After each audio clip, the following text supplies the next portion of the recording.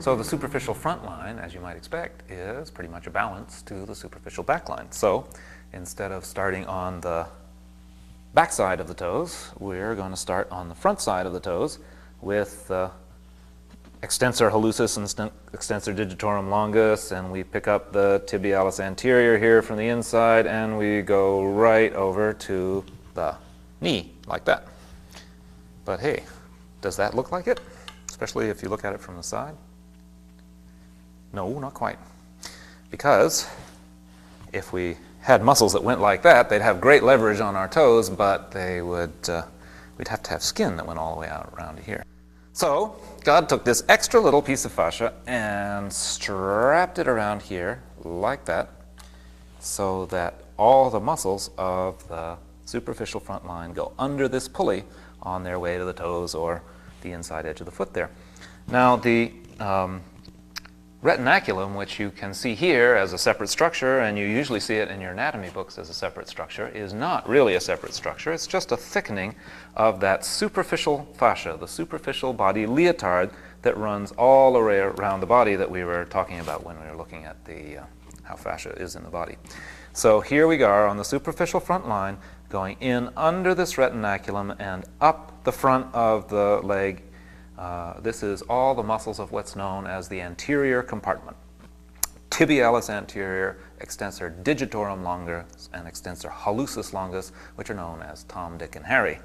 So, having come up here to the top of that compartment, we are at the tibial tuberosity. If we keep going in a straight line, you can see this in the anatomy slide, that we get right onto the quadriceps femoris, and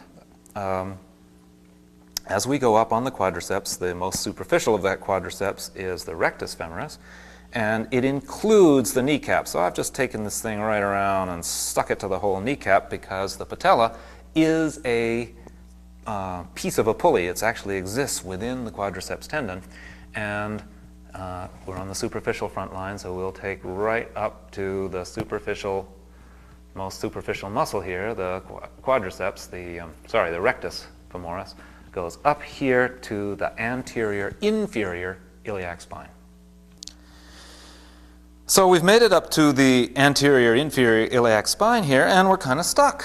There's no muscle that takes off from here, except perhaps the iliacus, and that would carry us very deep. We want to stay on the superficial front line, and so here comes the fudge factor for the superficial front line. I'm going to jump over here, and I'll just stick this here for a second. I'm coming over to the pubic bone. This isn't really part of the line. There's nothing here. I'm not talking about the inguinal ligament or anything like that. But I am jumping from here to here, which isn't normally allowed in the anatomy trains. But let me show you what I mean on my own body here. The rectus femoris comes up the leg and to the anterior inferior iliac spine here. The rectus abdominis, which is going to be our next muscle, takes off from the pubic bone and goes up to the rib cage here. Now, if you look, these 2 points are on one bone, the iliac bone here, so the hip bone. So if I tighten the rectus femoris, I'm going to pull down on the rectus abdominis. For every millimeter that this shortens, this has to lengthen. And conversely, if I tighten the rectus abdominis, I am going to pull the rectus femoris into greater length. Okay? And likewise, if I stretch through the whole hip, I'm going to have to stretch both this and this as I stretch the superficial front line, as I would in, say, yoga pose like the cobra, or where I was reaching overhead on a shelf or something, or a bridge, any kind of a pose like that. So this works as an anatomy train as long as I stay right in the sagittal plane. If we're talking about twists, where you turn the body away from this superficial front line, doesn't connect through this area here. But if you're talking about a connection through the sagittal plane, through the plane of right through the front of the body, then the next piece, the rectus abdominis muscle, which comes up here to the fifth rib, and coming from the pubic bone, you can see the linear connection between these two. And as we come up onto the fifth rib, we get on to the sternalis fascia that runs under here. And you can see this in the Vesalius slide from way back when, and also in the modern slides here. And the sternalis fascia carries you right up the sternal bone to the top of the sternal manubrium. Who takes off from here? The obvious muscles when you got up here to the sternum to keep going right up the front of the body would be these sternohyoid muscles. But look at the anatomy slide and you will see that these muscles actually go behind the sternum. And what muscles keep going on the superficial front plane? It's your sternocleidomastoid. So the superficial front line, if you follow the anatomy, actually goes up here onto the mastoid process, and then that connects also right up into the scalp. We'll give this one a little trim also. I suppose keeps right on going over the top, but for our purposes it will stop there. And now you can see the balancing answer to the superficial back line is the superficial front line, which balances it all the way up to, let's stick that down, to the the top of the rib cage here, and then look what happens. Look what happens. The superficial front line goes to the back, and in fact goes behind the atlanto-occipital joint where the head is joined to the neck. The result of this is if I tighten the sternocleidomastoid on this side, on both sides, I'm going to do this to the neck. If I tighten the superficial back line, I do this.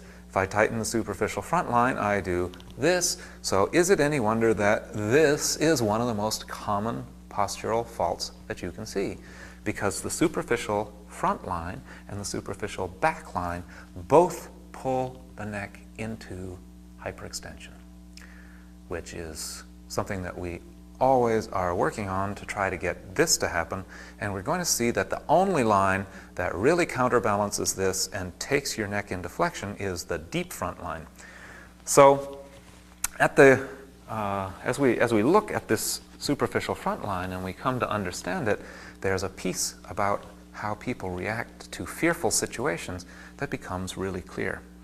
If you, and you can see that here in the slide, if you stand behind somebody and surprise them, in this case somebody fired a blank gun behind this gentleman, before he was standing like this and after he was standing like this.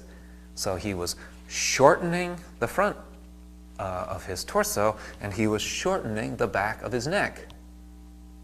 Now, when you see the superficial front line as a whole, you can see what this is. It's a shortening of the superficial front line. The reaction to stress is to return toward the fetal position, is to shorten the superficial front line and protect your body. But shortening the superficial front line shortens the front of the body up to here and then shortens the back of the neck, because that's the way the line runs. To recap then, from the top of the toes, underneath the retinaculum at the ankle, up the anterior compartment of the leg, through the kneecap, up the front of the thigh to the pelvis, jumping across to the rectus abdominis, up the chest on the sternalis fascia, onto the sternocleidomastoid, all together running up the front of the body in the superficial front line.